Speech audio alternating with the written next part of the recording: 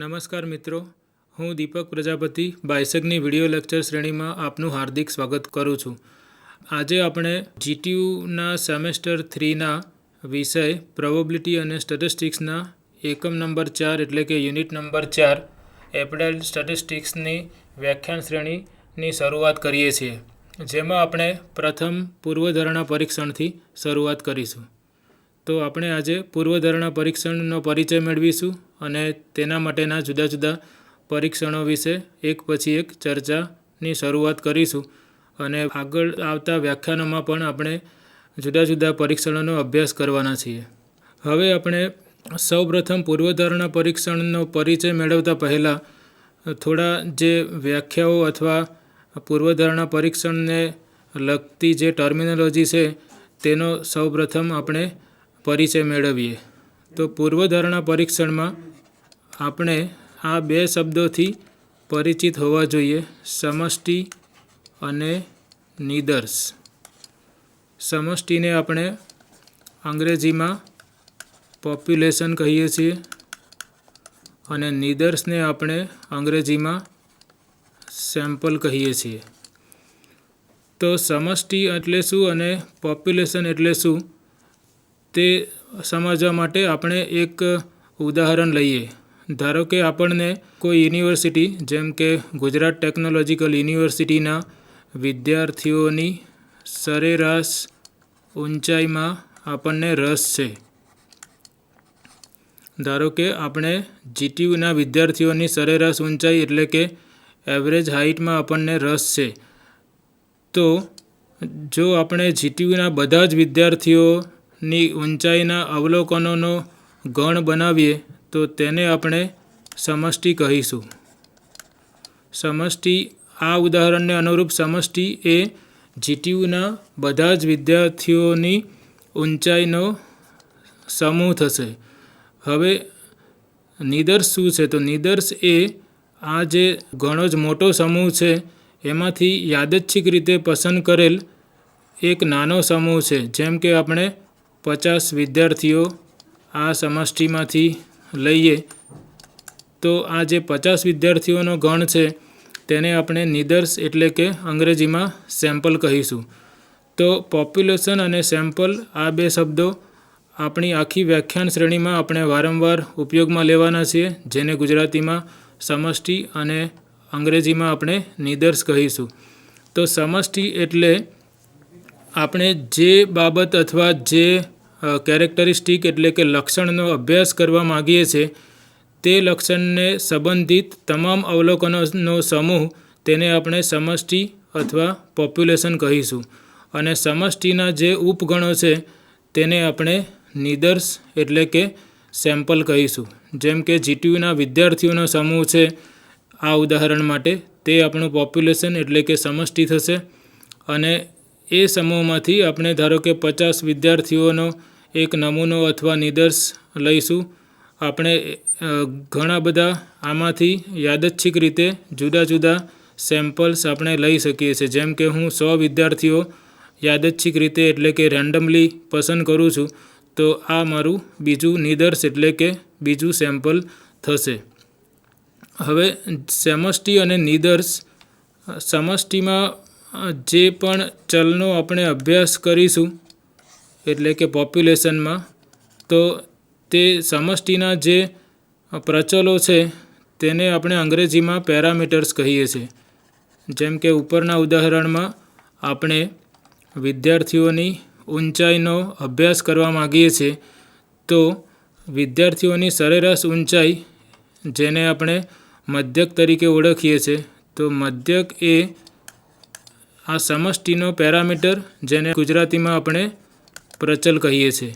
એ જ રીતે આપણે ઊંચાઈના પ્રમાણિત વિચલનમાં પણ ક્યારેક આપણને રસ હોય તો એ પ્રમાણિત વિચલન છે તેને આપણે અંગ્રેજીમાં સ્ટાન્ડર્ડ ડેવિએશન કહીએ છીએ. પ્રમાણિત વિચલનને આપણે શોર્ટમાં આ રીતે લખીએ તો સ્ટાન્ડર્ડ ડેવિએશન કહીએ છીએ અને તેના માટેનો સંકેત સિગ્મા છે. મધ્યક માટેના સંકેતથી આપણે પરિચિત છીએ, જેને આપણે સમષ્ટિનો મધ્યક હોય તો મ્યુ વડે દર્શાવીશું. તો આ સમષ્ટિના જે પ્રચલો છે એમાંથી મધ્યક અને પ્રમાણિત વિચલનનો આપણે વારંવાર આ પ્રકરણમાં ઉપયોગ કરવાના છીએ. તો આપણે આ બે સંકેતોથી આપણી જાતને માહિતગાર કરીશું. તે જ રીતે નિદર્શના જે અચળાંકો છે તેમાં ધારો કે આપણે નિદર્શના વિદ્યાર્થીઓની સરેરાશ ઊંચાઈ શોધીએ છીએ, તો તેનો જે મધ્યક છે નિદર્શના અવલોકનોનો મધ્યક, તેને આપણે સંકેતમાં આ એક્સ બારથી દર્શાવીશું. એ જ રીતે નિદર્શનું જે પ્રમાણિત વિચલન એટલે કે સ્ટાન્ડર્ડ ડેવિએશન છે એને આપણે એસ વડે દર્શાવીશું. એ જ રીતે આપણે જેમ જેમ આગળ વધતા જઈશું તેમ બીજા પેરામીટર્સ એટલે કે પ્રચલો અને નિદર્શના અચળાંકોનો જ્યાં જરૂર પડશે ત્યાં આપણે તેમના સંકેતોથી માહિતગાર થતા જઈશું. પણ આ આખી વ્યાખ્યાન શ્રેણીમાં આપણે સમષ્ટિ મધ્યક અને સમષ્ટિનો પ્રમાણિત વિચલન, તે જ રીતે નિદર્શના અવલોકનોનો મધ્યક અને નિદર્શના અવલોકનોનો પ્રમાણિત વિચલનથી આપણે માહિતગાર હોવા જોઈએ, જેનો આપણે વારંવાર ઉપયોગ કરવાના છીએ. બીજું કે આપણે જો પ્રમાણિત વિચલનનો વર્ગ લઈએ એટલે કે સિગ્મા સ્ક્વેર, તો તેના માટે આપણે ગુજરાતીમાં વિચરણ શબ્દ છે જેને આપણે અંગ્રેજીમાં વેરિયન્સ કહીએ છીએ. તે જ રીતે સમષ્ટિના વિચરણ માટે આપણે એસનો વર્ગ લઈશું અને તેને આપણે સમષ્ટિનો વિચરણ એટલે કે સેમ્પલ વેરિયન્સ કહીશું. હવે સમષ્ટિના સેમ્પલ વેરિયન્સ માટેની જે સૂત્ર છે તે આ પ્રમાણે છે. આપણે સમષ્ટિના નિદર્શને બધા જ અવલોકનોમાંથી બાદ કરીશું એટલે કે તફાવત લઈશું, તેનો વર્ગ કરીશું અને આપણે અવલોકનોની સંખ્યામાંથી એક બાદ કરીને તેને ભાગાકારમાં આ રીતે લખીશું. અહીં સમષ્ટિના વેરિયન્સ માટે આપણે અહીં એનથી ભાગાકાર કરીશું અને અહીં સિગ્મા એક્સ માઇનસ એક્સ બારનો સ્ક્વેર. અને મધ્યકની ફોર્મ્યુલા એટલે કે સૂત્રથી તો આપણે માહિતગાર છીએ જ. મધ્યક એટલે જેટલા પણ અવલોકનો છે તે બધા જ અવલોકનોનો સરવાળો અને ભાગાકારમાં અવલોકનોની સંખ્યા, જે બંને નિદર્શના મધ્યક અને સમષ્ટિના મધ્યક માટે સમાન સૂત્ર છે. તો પૂર્વધારણા પરીક્ષણની શરૂઆત કરતાં પહેલાં આપણે આ બે શબ્દોથી માહિતગાર હોવા જોઈએ, સમષ્ટિ અને નિદર્શ. હવે આપણે સમષ્ટિના પ્રચલો વિશે કોઈ અનુમાન કરીએ છીએ. ધારો કે આપણે સમષ્ટિના પ્રચલ વિશે કોઈ અનુમાન કરીએ છીએ, તો તેને આપણે પૂર્વધારણા અથવા પરિકલ્પના કહીશું. પૂર્વધારણા અથવા પરિકલ્પના, જેને આપણે અંગ્રેજીમાં હાઇપોથેસિસ તરીકે ઓળખીએ છીએ. તો આંકડાશાસ્ત્રની ભાષામાં પૂર્વધારણા એ શું છે? તો પૂર્વધારણા એ આપણી જે સમષ્ટિ છે તેના પ્રચલ વિશેનું અનુમાન છે. સમષ્ટિના પ્રચલ વિશેનું અનુમાન, તેને આપણે કહીશું પૂર્વધારણા. જેમ કે હમણાં ઉપરના ઉદાહરણમાં આપણે લીધું કે આપણને જીટીયુના વિદ્યાર્થીઓની સરેરાશ ઊંચાઈમાં રસ છે. તો સમષ્ટિમાં જીટીયુના બધા જ વિદ્યાર્થીઓ છે અને ધારો કે આપણે એવી પૂર્વધારણા મૂકીએ કે જીટીયુના વિદ્યાર્થીઓની સરેરાશ ઊંચાઈ ધારો કે 175 સેન્ટીમીટર છે. તો આ જે વિધાન છે તે સમષ્ટિના મધ્યક વિશેનું વિધાન છે, તાર્કિક વિધાન છે, જેને આપણે પૂર્વધારણા અથવા હાઇપોથેસિસ અથવા પરિકલ્પના તરીકે ઓળખીશું. તો આપણે પૂર્વધારણા એટલે સમષ્ટિના પ્રચલ વિશેનું જે અનુમાન છે તેને આપણે પૂર્વધારણા કહીશું. હવે પૂર્વધારણા બે પ્રકારની છે. પહેલી પૂર્વધારણાને આપણે શૂન્ય પૂર્વધારણા કહીશું અને બીજી પૂર્વધારણા છે વૈકલ્પિક પૂર્વધારણા. તો શૂન્ય પૂર્વધારણા અને વૈકલ્પિક પૂર્વધારણા શું છે? સૌપ્રથમ શૂન્ય પૂર્વધારણાને H0 વડે દર્શાવીશું અને અંગ્રેજીમાં તેને આપણે નલ હાઇપોથેસિસ તરીકે ઓળખીએ છીએ. અને વૈકલ્પિક પૂર્વધારણાને H1 અથવા HA વડે દર્શાવાય છે. એ એટલે કે અંગ્રેજીમાં તેને આપણે ઓલ્ટરનેટિવ હાઇપોથેસિસ કહીએ છીએ. હવે શૂન્ય પૂર્વધારણા અને વૈકલ્પિક પૂર્વધારણા શું છે?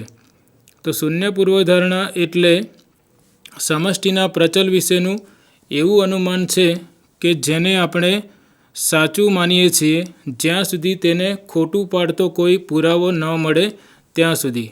જેમ કે ઉપરના ઉદાહરણમાં આપણે જોયું કે જીટીયુના વિદ્યાર્થીઓની સરેરાશ ઊંચાઈ 175 સેન્ટીમીટર છે.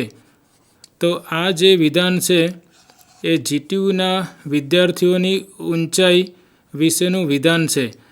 તો આપણે એવું અનુમાન કરીએ છીએ કે જીટીયુના વિદ્યાર્થીઓની સરેરાશ ઊંચાઈ 175 સેન્ટીમીટર છે અને તેને આપણે સાચું માનીએ છીએ જ્યાં સુધી આપણે જુદા જુદા મેઝરમેન્ટ્સ કરીને અથવા જુદા જુદા નિદર્શો લઈને એવું સાબિત કરી શકીએ કે આ વિધાન ખોટું છે. તો શૂન્ય પરિકલ્પના અથવા શૂન્ય પૂર્વધારણા એટલે એવી પૂર્વધારણા કે જેને આપણે સાચી માનીએ છીએ જ્યાં સુધી તેને ખોટું પાડતા પુરાવા ન મળે ત્યાં સુધી. અને વૈકલ્પિક પૂર્વધારણા એ શૂન્ય પૂર્વધારણાની પૂરક પૂર્વધારણા છે. એટલે કે કોમ્પ્લિમેન્ટ અંગ્રેજીમાં. કોમ્પ્લિમેન્ટ એટલે આ જે વિધાન છે તેનું નેગેટિવ સ્ટેટમેન્ટ. હવે આ વિધાન એવું કહે છે કે જીટીયુના વિદ્યાર્થીઓની સરેરાશ ઊંચાઈ 175 સેમી છે. તો તેના પૂરક વિધાનો આ પ્રકારના હોઈ શકે. જીટીયુના વિદ્યાર્થીઓની સરેરાશ ઊંચાઈ 175 સેન્ટીમીટર નથી. આવું પણ હોઈ શકે. જીટીયુના વિદ્યાર્થીઓની સરેરાશ ઊંચાઈ 175 સેમી કરતાં ઓછી છે અથવા 175 સેમી કરતાં વધુ છે. તો જ્યારે મ્યુ બરાબર 175 સેમી હોય એટલે કે સમષ્ટિનો મધ્યક 175 સેમી છે તો આ 3 પ્રકારની વૈકલ્પિક પૂર્વધારણાઓ શક્ય છે. હવે આ જે પહેલા પ્રકારની પૂર્વધારણા છે વૈકલ્પિક પૂર્વધારણા, તેમાં આપણી પાસે 2 શક્યતાઓ છે કે સરેરાશ ઊંચાઈ 175 સેમી કરતાં ઓછી અથવા સરેરાશ ઊંચાઈ 175 સેમી કરતાં વધુ હોઈ શકે. તો આ પ્રકારની પૂર્વધારણાવાળું જે પરીક્ષણ હશે તેને આપણે ટુ સાઇડેડ હાઇપોથેસિસ ટેસ્ટ, જેને ગુજરાતીમાં આપણે દ્વિપુચ્છ પરીક્ષણ કહીશું. અને આ જે 2 પ્રકારની વૈકલ્પિક પૂર્વધારણાઓ છે તેમાં આપણી પાસે એક જ શક્યતા છે, કાં તો સરેરાશ ઊંચાઈ 175 સેન્ટીમીટર કરતાં ઓછી અથવા સરેરાશ ઊંચાઈ 175 સેમી કરતાં વધુ છે. તો આ પ્રકારની વૈકલ્પિક પૂર્વધારણાઓ જ્યારે હોય તેવા પરીક્ષણને આપણે વન ટેલ્ડ ટેસ્ટ અથવા અંગ્રેજીમાં એક પુચ્છ પરીક્ષણ કહીશું. દ્વિપુચ્છ પરીક્ષણ અને આ જે છે તેને આપણે એક પુચ્છ પરીક્ષણ તરીકે ઓળખીશું. આપણે વધુ આનો ખ્યાલ મેળવીએ તો જેમ આપણે કહ્યું તેમ આ જે શૂન્ય પૂર્વધારણા છે એ સમષ્ટિના પ્રચલ વિશેનું એવું વિધાન છે કે જેને આપણે ત્યાં સુધી સાચું માનીએ છીએ જ્યાં સુધી તેને ખોટું પાડતો કોઈ પુરાવો ન મળે ત્યાં સુધી. અને વૈકલ્પિક પૂર્વધારણા તેનું પૂરક વિધાન છે. તો આને આપણે વાસ્તવિક જીવનના એક ઉદાહરણથી પણ સમજવાનો પ્રયત્ન કરીએ. ધારો કે કોઈ વ્યક્તિ કોઈ ગુનો કરે છે અને તેની વિરુદ્ધમાં ધારો કે કોર્ટમાં કેસ ચાલે છે. તો જ્યારે કોર્ટમાં કેસ ચાલે છે ત્યારે આપણે શૂન્ય પૂર્વધારણા એવી રાખીએ કે વ્યક્તિ નિર્દોષ છે. પણ ક્યાં સુધી? તો જ્યાં સુધી વ્યક્તિને નિર્દોષ નથી અથવા વ્યક્તિ દોષી છે તેવા પુરાવો ન મળે ત્યાં સુધી આપણે શૂન્ય પૂર્વધારણા વ્યક્તિ નિર્દોષ છે તે સાચી છે એવું અનુમાન કરીએ છીએ. તો જ્યારે પણ આપણે પૂર્વધારણા પરીક્ષણ કરતા હોઈશું ત્યારે આપણે એવું માનીને ચાલીશું કે શૂન્ય પૂર્વધારણા સાચી છે અને આપણે તેનું પરીક્ષણ કરીશું. તો આપણે હંમેશા ખ્યાલ રાખવાનો છે કે પૂર્વધારણા પરીક્ષણના કોઈપણ પરીક્ષણમાં આપણે જે ટેસ્ટ કરવાના છીએ, જેનું પરીક્ષણ કરવાના છીએ, તે આપણી શૂન્ય પૂર્વધારણા જ છે. કાં તો આપણે શૂન્ય પૂર્વધારણાનો અસ્વીકાર કરીશું અથવા શૂન્ય પૂર્વધારણાનો અસ્વીકાર કરવામાં નિષ્ફળ જઈશું. આપણે એવું ક્યારેય નથી કહેતા કે શૂન્ય પૂર્વધારણાનો સ્વીકાર થાય છે. આપણે એવું કહીશું કે કાં તો શૂન્ય પૂર્વધારણાનો અસ્વીકાર થાય છે અથવા શૂન્ય પૂર્વધારણાનો અસ્વીકાર કરવામાં આપણે નિષ્ફળ જઈએ છીએ. હવે વ્યક્તિ નિર્દોષ છે એ પૂર્વધારણાનો અસ્વીકાર ક્યારે થાય? તો આપણને વ્યક્તિને દોષી સાબિત કરતા ઇનફ પુરાવા મળે અથવા પૂરતા પુરાવા મળે ત્યારે આપણે આ જે પૂર્વધારણા છે કે વ્યક્તિ નિર્દોષ છે તેનો અસ્વીકાર કરીશું. અને વૈકલ્પિક પૂર્વધારણા, આ જે પૂર્વધારણા છે તેની પૂરક વિધાન એટલે કે વ્યક્તિ નિર્દોષ છે તો તેનું પૂરક વિધાન થશે વ્યક્તિ દોષી છે. તો જ્યારે પણ શૂન્ય પૂર્વધારણાનો અસ્વીકાર થશે ત્યારે આપણા જે પુરાવા છે એ વૈકલ્પિક પૂર્વધારણાના સપોર્ટમાં હશે. હવે જ્યારે પણ આપણે પૂર્વધારણા પરીક્ષણ કરીએ છીએ તો પુરાવા માટે આપણે જે સમષ્ટિ છે એટલે કે પોપ્યુલેશન, તેમાંથી યાદચ્છિક રીતે પસંદ કરેલો એક નિદર્શ લઈએ છીએ, જેને આપણે અંગ્રેજીમાં સેમ્પલ કહીએ છીએ. અને આ નિદર્શ પરથી મળતી માહિતીના આધારે આપણે આપણી જે શૂન્ય પૂર્વધારણા છે તેનો અસ્વીકાર કરીએ છીએ અથવા તેનો અસ્વીકાર કરવામાં નિષ્ફળ જઈએ છીએ. હવે જ્યારે આપણે આ પ્રકારનું પરીક્ષણ કરતા હોઈએ ત્યારે આપણે હંમેશા ચોક્કસથી એવું નથી કહી શકતા કે શૂન્ય પૂર્વધારણા સાચી છે અને તેનો અસ્વીકાર થાય છે અથવા શૂન્ય પૂર્વધારણા ખોટી છે અને તેનો સ્વીકાર થાય છે. તો આ પ્રકારના જે પૂર્વધારણા પરીક્ષણો છે તેમાં ક્યારેક અમુક પ્રકારની ભૂલો થવાની શક્યતા છે.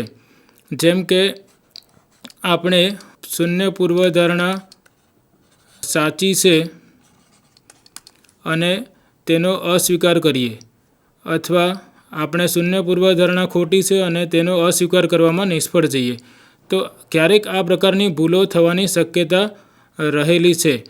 તો જ્યારે શૂન્ય પૂર્વધારણા સાચી હોય અને તો પણ આપણે તેનો અસ્વીકાર કરીએ તો તે એક પ્રકારની ભૂલ છે અને ભૂલની જે સંભાવના છે, પ્રોબેબિલિટી ઓફ H0નો અસ્વીકાર,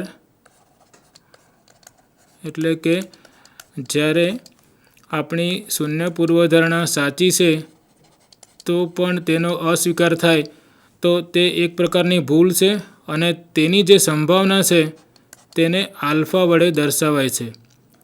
અને આ જે સંભાવના છે તેને આપણે આંકડાશાસ્ત્રની ભાષામાં સાર્થકતાની કક્ષા કહીએ છીએ અને અંગ્રેજીમાં તેને આપણે સિગ્નિફિકન્સ લેવલથી ઓળખીએ છીએ. તો સાર્થકતાની કક્ષા એટલે જ્યારે શૂન્ય પરિકલ્પના સાચી હોય તો પણ તેનો અસ્વીકાર થાય તો એ એક ત્રુટિ અથવા ભૂલ છે. તે ભૂલને આપણે પ્રથમ પ્રકારની ભૂલ કહીએ છીએ. અંગ્રેજીમાં તેને આપણે ટાઈપ 1 એરરથી ઓળખીએ છીએ. તો આ જે પ્રથમ પ્રકારની ભૂલ થવાની સંભાવના છે તેને આપણે સાર્થકતાની કક્ષા કહીશું. હવે સાર્થકતાની કક્ષા જ્યારે પણ આપણે પૂર્વધારણા પરીક્ષણ કરતા હોઈએ ત્યારે આ જે પ્રથમ પ્રકારની ભૂલ થવાની સંભાવના છે તે આપણે પહેલેથી નક્કી કરીને પછી આપણે પરીક્ષણ કરીએ છીએ. તો સાર્થકતાની કક્ષા માટે આ જુદા જુદા મેજર્સ આપેલા છે. મોટાભાગે સાર્થકતાની કક્ષા 5%, 1% અથવા 10% લેવાય છે. આપણા અભ્યાસક્રમમાં આપણને આપણા એક્ઝામ્પલમાં અથવા પ્રશ્નમાં સાર્થકતાની કક્ષા આપેલી હશે. તો જે સાર્થકતાની કક્ષા આપી હોય તે આપણે ઉપયોગમાં લઈશું. જો ન આપી હોય તો આપણે સાર્થકતાની કક્ષાને 5% લઈશું. તો જ્યારે પણ આપણે આ જે પૂર્વધારણા પરીક્ષણ કરીશું ત્યારે સૌ પ્રથમ આપણે શૂન્ય પરિકલ્પના અથવા શૂન્ય પૂર્વધારણા અને વૈકલ્પિક પૂર્વધારણા સેટ કરીશું. ત્યાર પછી આપણે નક્કી કરીશું કે વૈકલ્પિક પૂર્વધારણાના આધારે કે આપણું જે પરીક્ષણ છે એ દ્વિપુચ્છ એટલે કે 2 સાઇડેડ ટેસ્ટ છે કે એક પૂચ્છ એટલે કે 1 સાઇડેડ ટેસ્ટ છે. અને પછી આપણે સાર્થકતાની કક્ષા નક્કી કરીશું. જો ન આપેલી હોય તો સાર્થકતાની કક્ષા આપણે 5% લઈશું. હવે આ પહેલાં 2 પગથિયા થયા કે શૂન્ય અને વૈકલ્પિક પૂર્વધારણા સેટ કરો અને સાર્થકતાની કક્ષા નક્કી કરો. ત્યારબાદ આપણને આપણા એક્ઝામ્પલમાં એક સેમ્પલ અથવા તો નિદર્શ આપેલું હશે. એ નિદર્શ પરથી મળતી માહિતીના આધારે આપણે આપણું જે શૂન્ય પરિકલ્પના છે તેનો અસ્વીકાર થાય કે અસ્વીકાર કરવામાં નિષ્ફળ જઈએ છે તે આપણે નક્કી કરીશું. તો તે માટે આપણા અભ્યાસક્રમમાં જુદા જુદા પરીક્ષણો છે તે આપણે એક પછી એક જોવાના છીએ. જેમાં મુખ્યત્વે આપણે ઝેડ પરીક્ષણ એટલે કે ઝેડ ટેસ્ટ, ટી પરીક્ષણ એટલે કે ટી ટેસ્ટ અને કાઈ-સ્ક્વેર પરીક્ષણ એટલે કે કાઈ-સ્ક્વેર ટેસ્ટ અને એફ ટેસ્ટનો એક પછી એક અભ્યાસ કરવાના છીએ. તો આગળનું જે તબક્કાઓ છે તે આપણે આ ઉદાહરણ નંબર 1થી સમજીશું. કારણ કે સીધું સમજવા જઈશું તો આ બધું થોડું કોમ્પ્લેક્સ છે. તો મેથેમેટિક્સમાં સૌથી સરળ ઉપાય છે કે આપણે ઉદાહરણથી સમજીએ. તો સૌથી પહેલાં આપણે ઉદાહરણ 1થી શરૂઆત કરીએ છીએ. પહેલાં આપણે સમજીએ કે આપણી પાસે શું માહિતી છે. ઉદાહરણ 1માં આપેલું છે કે ધારો કે આપણે દાવો કરીએ છીએ કે કોઈ ચોક્કસ પ્રકારની સિમેન્ટની ઈંટોની ઉષ્મા વાહકતા 0.34 નથી. હવે આપણે અહીં n બરાબર 35 કદનું પરીક્ષણ લઈશું એટલે કે સેમ્પલ સાઇઝ n બરાબર 35 આપેલી છે અને આપણે સાર્થકતાની કક્ષા 5% લેવાની છે એટલે કે 0.05 લેવાની છે. અને સમષ્ટિનો પ્રમાણિત વિચલન આપણને સિગ્મા બરાબર 0.01 આપેલો છે. અને આ જે નિદર્શ આપણે લીધો છે તેની સરેરાશ ઉષ્મા વાહકતા એટલે કે એક્સ બારની કિંમત 0.343 આપણને આપેલી છે. તો અહીં આપણે આપણી સમષ્ટિ એટલે અહીં આપણે સમજીએ કે આ ઉદાહરણમાં સમષ્ટિ કોને કહીશું. તો અહીં તેઓ કોઈ ચોક્કસ પ્રકારની સિમેન્ટની ઈંટોની ઉષ્મા વાહકતા 0.34 નથી તેવો દાવો કરે છે. તો આ ઉદાહરણમાં આપણી સમષ્ટિ એ બધી જ જેટલી પણ સિમેન્ટની બનેલી ઈંટોનો સમૂહ છે તે આપણી સમષ્ટિ થશે. અને આ સમષ્ટિમાંથી તેઓ 35 ઈંટોનો નિદર્શ લે છે અને એ નિદર્શ માટે તેઓ આ માહિતી મેળવે છે કે આ 35 ઈંટોનો જે નિદર્શ છે તેમાં સરેરાશ ઉષ્મા વાહકતા 0.343 છે અને આપણે સાર્થકતાની કક્ષા 0.05 લેવાની છે. અને અહીં સમષ્ટિનો પ્રમાણિત વિચલન આપણને 0.01 આપેલો છે. અને આ માહિતી પરથી આપણે એવો દાવો કરીએ છીએ કે કોઈ ચોક્કસ પ્રકારની સિમેન્ટની ઈંટોની ઉષ્મા વાહકતા 0.34 નથી. એટલે કે આ જે સમષ્ટિ છે તેનો મધ્યક આપણે જાણતા નથી, પણ આ જે 35 ઈંટોનો નિદર્શ આપણે લઈએ છીએ તે 35 ઈંટોની સરેરાશ ઉષ્મા વાહકતા 0.343 છે. તો આના પરથી શું આપણે એવો દાવો કરી શકીએ કે આ જે સમષ્ટિની ઈંટોની ઉષ્મા વાહકતા છે એ 0.34 નથી? અહીં આપણે ફરીથી સમજવાનો ટ્રાય કરીએ. અહીં એવો દાવો કરવામાં આવે છે કે કોઈ ચોક્કસ પ્રકારની સિમેન્ટની ઈંટોની ઉષ્મા વાહકતા 0.34 નથી. તો અહીં આપણે એવું દાવો છે કે સમષ્ટિનો સરેરાશ મધ્યક 0.34 નથી. અને એ દાવો આપણે આ જે 35 ઈંટોનો જે નિદર્શ છે તેનો સરેરાશ મધ્યક 0.343 છે તેના પરથી કહીએ છીએ.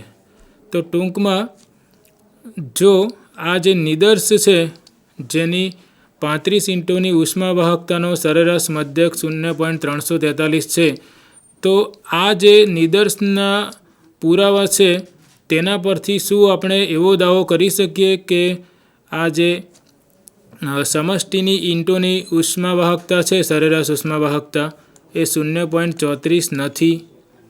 તો એ માટે આપણે પૂર્વધારણા પરીક્ષણ કરીશું. તો સૌપ્રથમ આપણે શૂન્ય પૂર્વધારણા અને વૈકલ્પિક પૂર્વધારણા સેટ કરવી પડશે. જેમ આપણે જોયું તેમ શૂન્ય પૂર્વધારણા એ હંમેશા સમષ્ટિના પ્રચલ વિશેની એવી પૂર્વધારણા છે કે જે સાચી માનવામાં આવે છે, અને જે પણ આપણે દાવો કરતા હોઈએ છીએ તે આપણે વૈકલ્પિક પૂર્વધારણામાં મૂકીશું. તો અહીં આપણે એવો દાવો કરીએ છીએ કે સમષ્ટિનો સરેરાશ મધ્યક 0.34 નથી. તો આપણી શૂન્ય પરિકલ્પના એ સમષ્ટિનો સરેરાશ મધ્યક 0.34 છે એ બનશે. આપણે હંમેશા યાદ રાખીશું કે શૂન્ય પૂર્વધારણા છે તેમાં હંમેશા બરાબરની નિશાની આવશે. એ રીતે પણ આપણને શૂન્ય પરિકલ્પના અથવા શૂન્ય પૂર્વધારણા નક્કી કરવામાં મદદરૂપ થશે. અને જે પૂરક વિધાન છે શૂન્ય પરિકલ્પનાનું તે આપણે વૈકલ્પિક પૂર્વધારણામાં મૂકીશું. અને જ્યારે પણ આપણે પરીક્ષણની શરૂઆત કરીશું ત્યારે આપણે શૂન્ય પૂર્વધારણા સાચી છે તેવું માનીને આપણે પરીક્ષણ કરીએ છીએ. અહીં ઇંટોની સરેરાશ ઉષ્માવાહકતા 0.34 છે તેવું આપણે અનુમાન કરીએ છીએ. અને આ જે નિદર્શ પરથી જે માહિતી મળેલી છે તે માહિતી શૂન્ય પૂર્વધારણાને અસ્વીકાર કરે છે કે શૂન્ય પૂર્વધારણાનો અસ્વીકાર કરવામાં નિષ્ફળ જાય છે, તે આપણો હેતુ છે. તો આપણે શું નક્કી કરવાના છીએ? આપણે હંમેશા એવું નક્કી કરવાના છીએ કે શૂન્ય પૂર્વધારણાનો અસ્વીકાર થાય છે કે શૂન્ય પૂર્વધારણાનો અસ્વીકાર કરવામાં આપણે નિષ્ફળ જઈએ છીએ. તો સૌપ્રથમ પગથિયું છે કે આપણે શૂન્ય અને વૈકલ્પિક પૂર્વધારણા નક્કી કરવી, જે અહીં મ્યુ બરાબર 0.34 એ શૂન્ય અને મ્યુ 0.34 બરાબર નથી, તે આપણી વૈકલ્પિક પૂર્વધારણા છે. અહીં સાર્થકતાની કક્ષા આપણને ઉદાહરણમાં 5% આપી છે, એટલે કે આપણે આલ્ફા બરાબર 0.05 લઈશું. હવે પછી આપણે નક્કી કરવાનું છે કે આપણે કયો પરીક્ષણ અચળાંક અથવા કયો ટેસ્ટ આપણા ઉદાહરણને અનુરૂપ છે. તો આપણે હંમેશા યાદ રાખીશું કે જ્યારે આપણો જે નિદર્શનું કદ છે, અહીં નિદર્શનું કદ 35 છે, તો જ્યારે પણ નિદર્શનું કદ 30 અથવા 30 કરતાં મોટું હશે ત્યારે આપણે ઝેડ ટેસ્ટ એટલે કે ઝેડ પરીક્ષણનો ઉપયોગ કરીશું. અને જ્યારે નિદર્શનું કદ 30 કરતાં ઓછું હશે ત્યારે આપણે બાકીના ટેસ્ટ જેમ કે ટી ટેસ્ટ, કાઈ સ્ક્વેર ટેસ્ટ, એફ ટેસ્ટ જે પણ લાગુ પડતું હશે તે આપણે જોઈશું. પણ આ ઉદાહરણમાં નિદર્શનું કદ 35 છે જે 30 કરતાં વધુ છે, તેથી આપણે આ ઉદાહરણમાં ઝેડ ટેસ્ટ એટલે કે ઝેડ પરીક્ષણનો ઉપયોગ કરીશું. હવે કોઈપણ પૂર્વધારણા પરીક્ષણ હોય તો આપણે બે કેસ જોયા, જેમ કે આ જે નિદર્શનું કદ છે એ 30 અથવા 30 કરતાં મોટું અને નિદર્શનું કદ 30 કરતાં નાનું. તો જે નિદર્શનું કદ 30 કરતાં મોટું છે તેને આપણે ગુરુ નિદર્શ કહીશું. અંગ્રેજીમાં આપણે તેને લાર્જ સેમ્પલ કહીશું. અને જે નિદર્શનું કદ 30 કરતાં ઓછું છે તેને આપણે લઘુ નિદર્શ કહીશું. અંગ્રેજીમાં તેને સ્મોલ સેમ્પલ કહીશું. તો નિદર્શના કદના આધારે આપણી પાસે બે પ્રકારના પરીક્ષણો છે, એક ગુરુ નિદર્શ પરીક્ષણ અને લઘુ નિદર્શ પરીક્ષણ. આ ઉદાહરણમાં આપણી પાસે n બરાબર 35 છે, તેથી આ જે ઉદાહરણ છે એ ગુરુ નિદર્શ પરીક્ષણનું ઉદાહરણ છે. હવે જ્યારે પણ ગુરુ નિદર્શ પરીક્ષણ હશે ત્યારે આપણે આ પરીક્ષણ અચળાંકનું સૂત્ર યાદ રાખવાનું છે, જે પ્રમાણિત સામાન્ય વિતરણને અનુસરે છે. તો જ્યારે n 30 અથવા 30 કરતાં મોટું હોય ત્યારે આ x બાર ઓછા mu divided by sigma over √n આ જે ચલ બને છે તે પ્રમાણિત સામાન્ય વિતરણને અનુસરે છે, તેથી તેને આપણે કેપિટલ Z વડે દર્શાવીશું. અને અહીં આ જે સમષ્ટિનો મધ્યક છે મ્યુ એ આપણે શૂન્ય પૂર્વધારણામાં જે કિંમત લીધી છે તેનો ઉપયોગ કરીશું.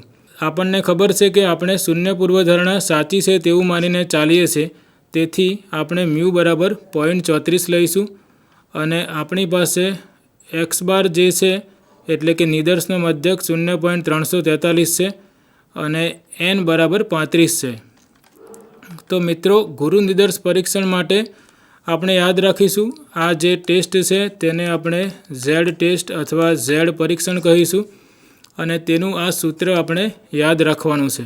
હવે આપણે જે કિંમતો આપણી પાસે છે તે આ સૂત્રમાં મૂકીને આપણે ઝેડની કિંમત મેળવીએ. તો આપણી પાસે x બાર છે 0.343, આપણે સમષ્ટિનો મધ્યક 0.34 છે તેવું આપણે ધારેલું છે. સમષ્ટિનો પ્રમાણિત વિચલન પણ આપેલો છે જે 0.01 છે અને n બરાબર 35 છે. તો આ કિંમતો મૂકીને આપણે ગણતરી કરીએ. 0.01 ડિવાઇડેડ બાય નિદર્શનું કદ છે 35 અને આપણે કેલ્ક્યુલેટરનો ઉપયોગ કરીને 4 ડેસિમલ સુધી આની ગણતરી કરતાં આપણને 1.7647 મળે છે. તો આ જે છે એ આપણા પરીક્ષણ અચળાંકની કિંમત છે જે આપણે શૂન્ય પરિકલ્પના અથવા શૂન્ય પૂર્વધારણા સાચી છે તેવું માનીને મેળવી છે અને તેમાં આપણે નિદર્શની જે માહિતી છે તેનો ઉપયોગ કર્યો છે x બાર અને nનો.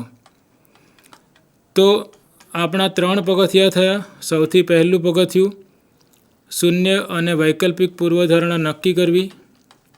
બીજું પગથિયું સાર્થકતાની કક્ષા ન આપેલી હોય તો નક્કી કરવી. અહીં આપણને ઉદાહરણમાં સાર્થકતાની કક્ષા 5% લેવી તેવું આપેલું છે, તેથી આપણે આલ્ફા બરાબર 0.05 લઈએ છીએ.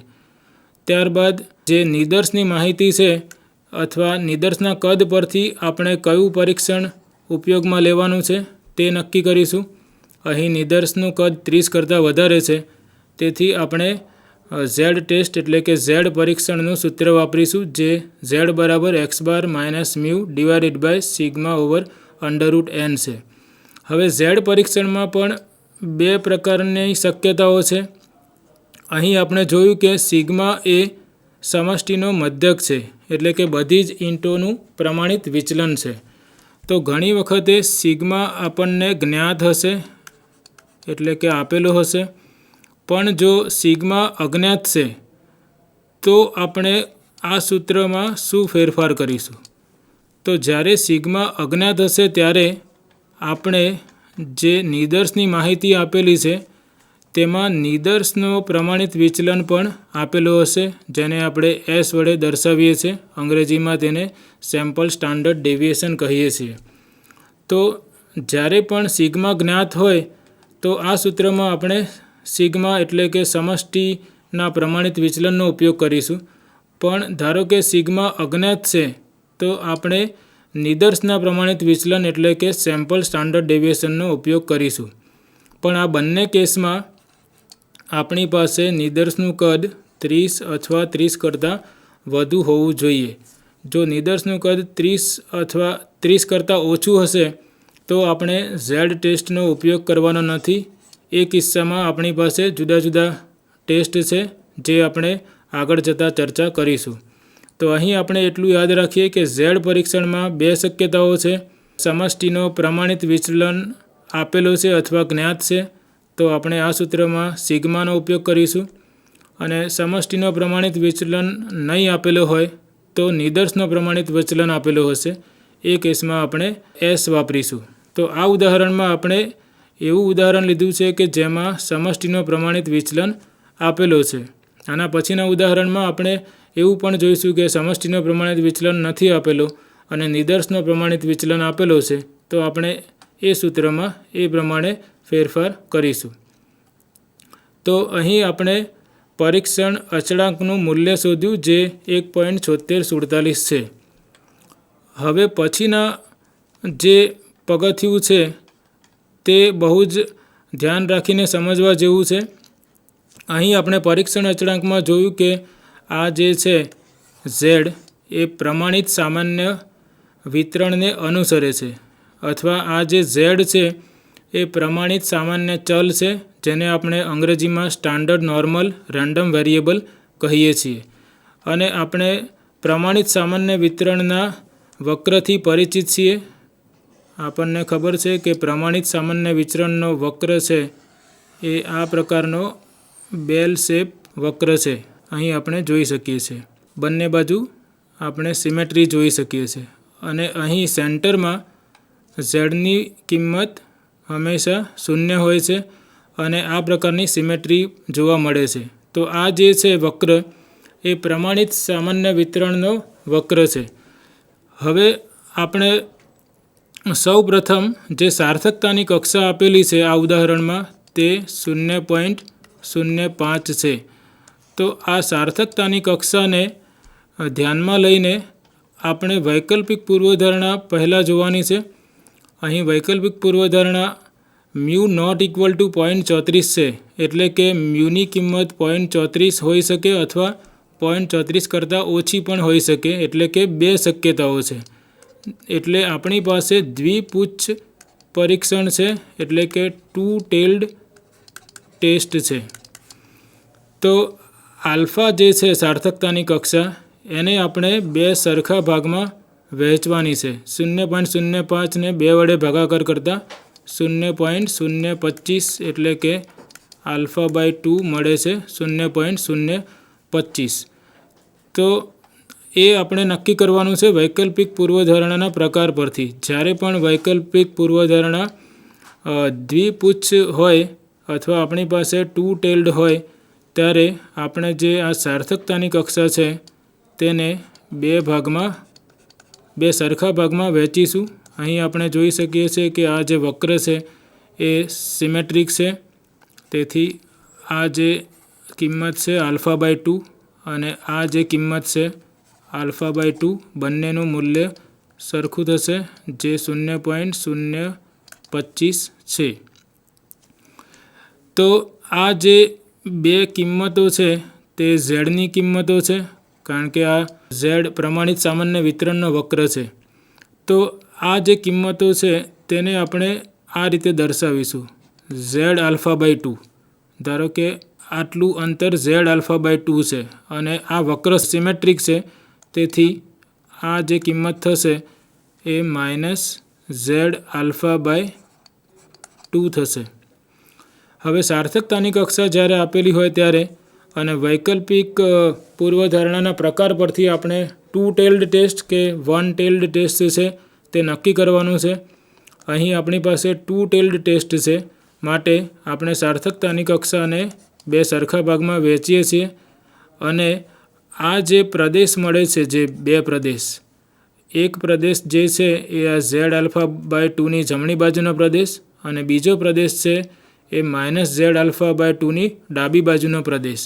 તો આ જે 2 પ્રદેશ છે અથવા રિજિયન અંગ્રેજીમાં કહીશું, તેમને આપણે ક્રિટિકલ રિજિયન્સ કહીશું અને ગુજરાતીમાં તેમને આપણે કટોકટીના પ્રદેશો કહીશું. અને દરેક પરીક્ષણમાં આપણે કટોકટીના પ્રદેશો, સાર્થકતાની કક્ષા અને વૈકલ્પિક પરિકલ્પનાના પ્રકાર પરથી આપણે નક્કી કરીશું. તો જ્યારે વૈકલ્પિક પૂર્વધારણા 2 ટેલ્ડ હોય ત્યારે આપણે જે કટોકટીનો પ્રદેશ છે તેનું ક્ષેત્રફળ 2 સરખા ભાગમાં વહેંચી લઈશું. હવે આ કટોકટીના પ્રદેશને રિજેક્શન રિજિયન પણ કહેવાય છે. કટોકટીનો પ્રદેશ છે તેને આપણે રિજેક્શન રિજિયન અથવા અસ્વીકાર પ્રદેશ પણ કહી શકીએ. તો કટોકટીના પ્રદેશનો શું ઉપયોગ છે પૂર્વધારણા પરીક્ષણમાં? તો તો આપણે જે આ પરીક્ષણ અચળાંકનું મૂલ્ય શોધ્યું તે આપણે સૌપ્રથમ નક્કી કરવાનું છે કે તે ક્યાં આવે છે. પણ એ નક્કી કરતાં પહેલાં આપણને એ ખબર હોવી જોઈએ કે આ જે બે કિંમતો છે તેનું મૂલ્ય શું છે. એટલે સૌપ્રથમ આપણે આ ઝેડ આલ્ફા બાય 2ની કિંમત શોધવી પડે. અને ઝેડ આલ્ફા બાય 2 એ એવી કિંમત છે કે જેથી અહીં આપણે જોઈ શકીએ છીએ કે ઝેડ આલ્ફા બાય 2ની જમણી બાજુનો જે પ્રદેશ છે તેનું ક્ષેત્રફળ આલ્ફા બાય 2 છે. અને આપણને ખબર છે કે આ જે પ્રોબેબિલિટી ધેટ ઝેડ એ ઝેડ આલ્ફા બાય 2 કરતાં મોટું છે, આની જે સંભાવના છે એ આ જે કિંમત છે તેની જમણી બાજુનું ક્ષેત્રફળ છે, એટલે કે આલ્ફા બાય 2. તો આપણે ઝેડ આલ્ફા બાય 2ની એવી કિંમત શોધવાની છે કે જેથી ઝેડ એ ઝેડ આલ્ફા બાય 2 કરતાં મોટું હોય તેની સંભાવના આલ્ફા બાય 2 થાય, જ્યાં આલ્ફા બરાબર 0.05 છે અને આલ્ફા બાય 2 આપણું 0.025 છે. તો આપણે આ જે માહિતી છે કે ઝેડ એ ઝેડ આલ્ફા બાય 2 કરતાં મોટું છે અને અહીં 0.025 આલ્ફા બાય 2 0.025 છે. તો હવે આપણે આ ઝેડ આલ્ફા બાય 2ની એવી કિંમત શોધવાની છે કે જેથી આ ક્ષેત્રફળ અથવા આ જે સંભાવના છે એ 0.025 થાય. તો તે માટે આપણે સ્ટાન્ડર્ડ નોર્મલ ટેબલ એટલે કે પ્રમાણિત સામાન્ય વિતરણના જે આંકડાશાસ્ત્રના ટેબલ છે તેનો ઉપયોગ કરવાનો છે. હવે આંકડાશાસ્ત્રના ટેબલમાં આપણી પાસે આ પ્રકારની સંભાવના આપેલી છે કે ઝેડ એ કોઈ કિંમત કરતાં નાની કિંમત લે છે તેની સંભાવના આપેલી છે. એટલે આ જે છે તેનો ઉપયોગ કરતાં પહેલાં આપણે આની જે પૂરક ઘટના છે તેની સંભાવના શોધવી પડશે. હવે ઝેડ એ ઝેડ આલ્ફા બાય 2 કરતાં મોટું છે તેની પૂરક ઘટના થશે ઝેડ એ ઝેડ આલ્ફા બાય 2 કરતાં નાનું છે. તો આ જે સંભાવના છે એને આપણે એકમાંથી બાદ કરીએ એટલે આપણને આ સંભાવના મળે. આપણે જાણીએ છીએ કે જો બે ઘટનાઓ એકબીજાની પૂરક હોય તો તેમની સંભાવનાનો સરવાળો 1 થાય, માટે આપણને આ મળશે અને આના બરાબર 0.025. આપણે આ પ્રકારમાં એટલા માટે રૂપાંતર કરી રહ્યા છીએ કે આપણી પાસે જે સ્ટાન્ડર્ડ નોર્મલ ટેબલ્સ છે એ આ પ્રકારની કિંમતો આપે છે. તો આનો આપણે ઉપયોગ કરીએ તો આ જે સંભાવના છે તેને એકમાંથી 0.025 બાદ કરતાં આપણને મળશે. તો Z less than or equal to Z alpha by 2 એ થશે 1 ઓછા 0.025. માટે Z less than or equal to, હવે આલ્ફા બાય 2 આપણને ખબર છે તો અહીં પણ આપણે લખી દઈશું, તે થશે 0.975. હવે આપણે ટેબલનો ઉપયોગ કરી શકીએ છીએ. જે સ્ટાન્ડર્ડ નોર્મલ ટેબલ છે તેમાં આપણને આ પ્રકારનું ટેબલ હશે. અહીંયા ઝેડની કિંમતો આપેલી હશે અને આ જે ટેબલની અંદરના જે આંકડા છે એ આ પ્રકારની સંભાવનાઓ આપેલી છે. ઝેડ કોઈ કિંમત જેટલું અથવા નાનું છે તેની સંભાવનાઓ આપેલી છે. તો અહીં આપણને ઝેડની કિંમત ખબર નથી, આપણને આ જે સંભાવના છે તે ખબર છે.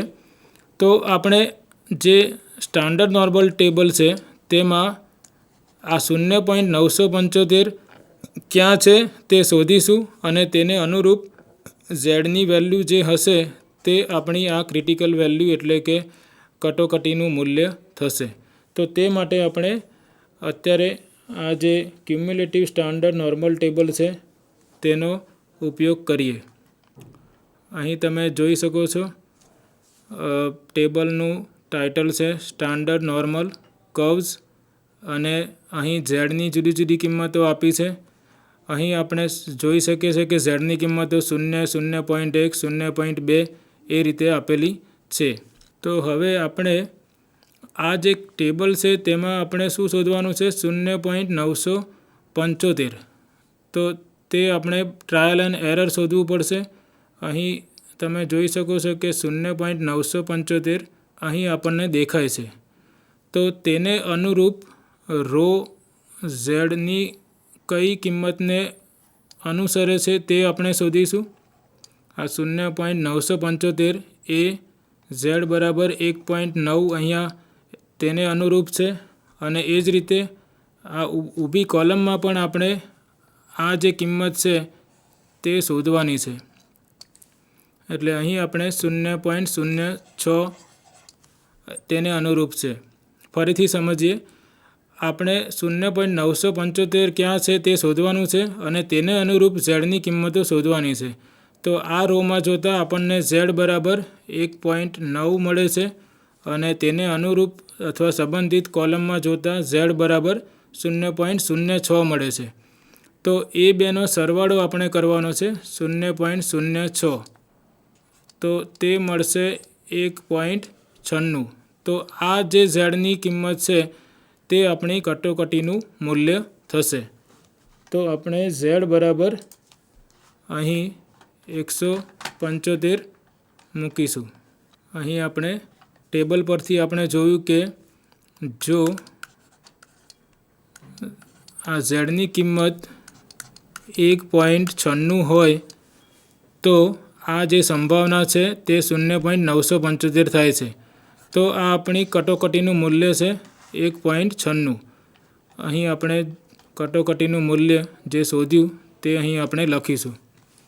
તો આ જે છે કિંમત તે આપણી 1.96 છે અને સિમેટ્રીના લીધે આ જે કિંમત છે એ -1.96 થશે.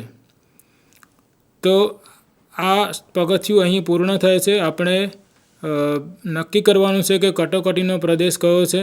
તો કટોકટીનો પ્રદેશ જે છે એ આપણે કઈ રીતે નક્કી કરો. તો આ જે 2 ટેલ્ડ ટેસ્ટ છે એટલે આપણે સાર્થકતાની કક્ષાને 2 સરખા ભાગમાં વહેંચી દીધી અને આ જે ક્ષેત્રફળ છે એ α/2 છે. આ ઝેડની આ કિંમતની જમણી બાજુનું અથવા ઝેડની આ કિંમતની ડાબી બાજુનું ક્ષેત્રફળ. તો ક્ષેત્રફળ આપણને ખબર છે 0.025 છે, પણ આપણને આ ખબર ન હતી કે આ ઝેડની કઈ કિંમતની જમણી બાજુનું ક્ષેત્રફળ 0.025 છે. તો ટેબલનો ઉપયોગ કરતાં આપણને તે કિંમત 1.96 મળે છે અને સિમેટ્રીના કારણે આ કિંમત -1.96 છે. તો હવે આપણે કટોકટીના પ્રદેશ વિશે માહિતગાર થયા. હવે જ્યારે પણ પરીક્ષણ અચળાંકની જે કિંમત છે જે આપણે શોધી છે તે કટોકટીના પ્રદેશમાં હશે ત્યારે આપણે શૂન્ય પરિકલ્પનાનો અસ્વીકાર કરીશું. આપણે યાદ રાખીશું કે જે ઝેડની કિંમત જે આપણે શોધી છે નિદર્શના અવલોકનોનો ઉપયોગ કરીને તેની જે કિંમત છે અહીં તે 1.7647 છે.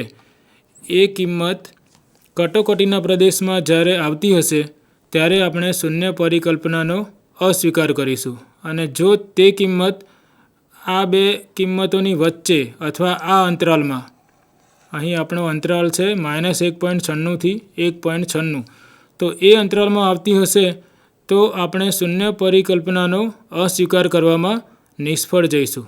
તો અહીં આપણી પરીક્ષણ અચળાંકની કિંમત છે 1.7647.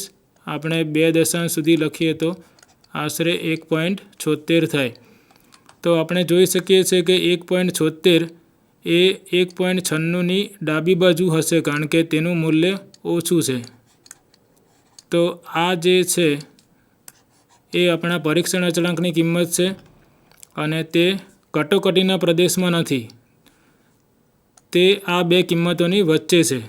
તેથી આપણે કહી શકીએ કે આપણે શૂન્ય પરિકલ્પનાનો અસ્વીકાર કરવામાં નિષ્ફળ જઈએ છીએ. તો છેલ્લું પગથિયું છે કે નિર્ણય લેવો. આ જે આપણે પરીક્ષણ અચળાંકની કિંમત અને કટોકટીનો પ્રદેશ શોધ્યો તેના પરથી આપણે શું ડિસિઝન પર પહોંચ્યા.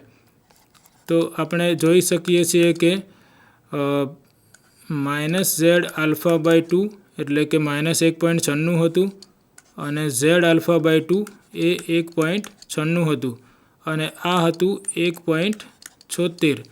તો એ આપણી જે પરીક્ષણ અચળાંકની કિંમત છે તે કટોકટીના પ્રદેશમાં નથી, માટે આપણે શૂન્ય પરિકલ્પનાનો અસ્વીકાર કરવામાં નિષ્ફળ જઈએ છીએ. શૂન્ય પરિકલ્પનાનો અસ્વીકાર કરવામાં નિષ્ફળ જઈએ છીએ. તો આ છે આપણું છેલ્લું પગથિયું. આપણે આ ઉદાહરણના માધ્યમથી પરિકલ્પના પરીક્ષણના બધા જ પગથિયા સમજ્યા. જે તબક્કાઓ અથવા જે બધા જ પગથિયા છે એ આખી વ્યાખ્યાન શ્રેણીમાં આપણી પાસે કોમન રહેવાના છે. તો આપણે આ ઉદાહરણથી પૂર્વધારણા પરીક્ષણના જે જુદા જુદા તબક્કાઓ છે તે સમજ્યા અને આ જ તબક્કાઓ આપણે દરેક પરીક્ષણમાં કરવાના છીએ. તો ફરીથી એકવાર આપણે સમરી જોઈ લઈએ. જે પણ આપણને ઉદાહરણ કે દાખલો આપ્યો છે પૂર્વધારણા પરીક્ષણનો, તેમાં સૌથી પહેલું પગથિયું આપણે શૂન્ય અને વૈકલ્પિક પૂર્વધારણા અથવા પરિકલ્પના નક્કી કરવાની છે. બીજું પગથિયું આપણે સાર્થકતાની કક્ષા એટલે કે આલ્ફા શું છે તે નક્કી કરવાનું છે, જો આપણને ઉદાહરણમાં ન આપેલું હોય તો. જો ન આપેલું હોય તો આપણે આલ્ફા બરાબર 0.05 લઈશું. ત્રીજું પગથિયું છે આપણને જે નિદર્શ પરથી જે પણ માહિતી આપેલી છે તે માહિતીનો ઉપયોગ કરીને આપણે પરીક્ષણ અચળાંકનું મૂલ્ય શોધવાનું છે. પરીક્ષણ અચળાંકને આપણે અંગ્રેજીમાં ટેસ્ટ સ્ટેટિસ્ટિક્સ કહીએ છીએ. તો દરેક પરીક્ષણમાં જે બદલાવાનું છે તે પરીક્ષણ અચળાંકનું સૂત્ર બદલાવાનું છે. બાકી બધા જ પગથિયા મોટાભાગના દરેક પરીક્ષણમાં એક સરખા જ રહેવાના છે. તો આપણે દરેક પરીક્ષણમાં પરીક્ષણ અચળાંક એટલે કે ટેસ્ટ સ્ટેટિસ્ટિકનું જે સૂત્ર છે એ દરેક પરીક્ષણમાં યાદ રાખવાના છીએ. અને એમાં પણ આપણી પાસે બે પ્રકારના પરીક્ષણો છે. જ્યારે નિદર્શનું કદ 30 કરતાં ઓછું અથવા 30 હોય ત્યારે અને નિદર્શનું કદ 30 કરતાં ઓછું હોય ત્યારે. તો જ્યારે નિદર્શનું કદ 30 અથવા 30 કરતાં વધારે હોય ત્યારે આપણે ઝેડ ટેસ્ટ એટલે કે ઝેડ પરીક્ષણનો ઉપયોગ કરીશું. જ્યારે નિદર્શનું કદ 30 કરતાં ઓછું હોય ત્યારે આપણી પાસે ટી પરીક્ષણ છે, કાઈ-સ્ક્વેર પરીક્ષણ છે અને એફ પરીક્ષણ છે. તો આપણે યાદ રાખવાનું છે કે દરેક પરીક્ષણમાં જે બદલાવાનું છે એ પરીક્ષણ અચળાંકનું સૂત્ર બદલાવાનું છે. આજના ઉદાહરણમાં આપણી પાસે જે નિદર્શનું કદ હતું એ 35 હતું એટલે કે 30 કરતાં વધારે હતું. એટલે આપણે ઝેડ પરીક્ષણનું સૂત્રનો ઉપયોગ કર્યો, જે આપણે યાદ રાખીશું x bar minus mu divided by sigma over √n. અને જ્યારે આ સિગ્મા આપણને જ્ઞાત નહીં હોય, જે સમષ્ટિનું પ્રમાણિત વિચલન છે, ત્યારે આપણને નિદર્શનો પ્રમાણિત વિચલન આપેલો હશે, જે આપણે સિગ્માની જગ્યાએ મૂકીશું. એના પછીના પગથિયામાં આપણે વૈકલ્પિક પૂર્વધારણાના પ્રકારને આધારે કટોકટીનો પ્રદેશ નક્કી કરવાનો છે, એટલે કે રિજેક્શન રિજિયન. તો કટોકટીનો પ્રદેશ નક્કી કરવા માટે આપણે જોઈશું કે વૈકલ્પિક પૂર્વધારણા દ્વિપુચ્છ પૂર્વધારણા છે કે એકપુચ્છ પૂર્વધારણા છે. જો વૈકલ્પિક પૂર્વધારણા દ્વિપુચ્છ હશે તો આપણે સાર્થકતાની કક્ષાને બે સરખા ભાગમાં વહેંચી દઈશું.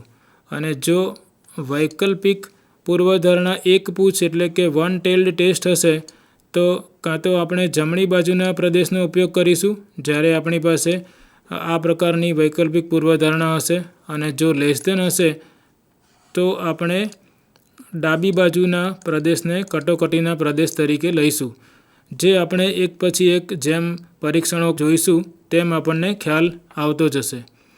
અને છેલ્લું પગથિયું છે કે આપણે આ બધા પરથી શું નિર્ણય લઈએ છીએ, એટલે કે decision of this hypothesis test. તો આપણે હંમેશા યાદ રાખીશું કે આપણો નિર્ણય આ જ પ્રકારનો હશે. કાં તો આપણે શૂન્ય પરિકલ્પનાનો અસ્વીકાર કરીશું એટલે કે નલ હાઇપોથેસિસને રિજેક્ટ કરીશું, અથવા આપણે શૂન્ય પરિકલ્પનાનો અસ્વીકાર કરવામાં નિષ્ફળ જઈશું એટલે કે ફેલ ટુ રિજેક્ટ H0. અને આ તમામ પગથિયા દરેક પરીક્ષણમાં સામાન્ય છે. શું સામાન્ય નથી? તો આ જે પરીક્ષણ અચળાંકનું સૂત્ર છે તે આપણું દરેક પરીક્ષણમાં બદલાતું રહેશે. અને ક્યારે કયું સૂત્ર વાપરવું તે આપણે આગળના જે વ્યાખ્યાનો જોઈશું તેમાં એક પછી એક ઉદાહરણથી સમજતા જઈશું. મિત્રો, આજે આપણે પૂર્વધારણા પરીક્ષણમાં ગુરુ નિદર્શ પરીક્ષણના ઝેડ ટેસ્ટ વિશે અભ્યાસ કર્યો અને આપણે જોયું કે પૂર્વધારણા પરીક્ષણના તબક્કાઓ બધા જ પરીક્ષણોમાં સામાન્ય છે. જે બદલાય છે તે પૂર્વધારણા પરીક્ષણ નો અચળાંક બદલાય છે. તો હવે પછીના જે વ્યાખ્યાનો છે તેમાં આપણે જુદા જુદા પ્રકારના પૂર્વધારણા પરીક્ષણોના અચળાંકના સૂત્રો અને તેને અનુરૂપ ઉદાહરણો વિશે અભ્યાસ કરીશું. અને આજના વ્યાખ્યાન માટે હું તમારો આભાર વ્યક્ત કરું છું. Thank you.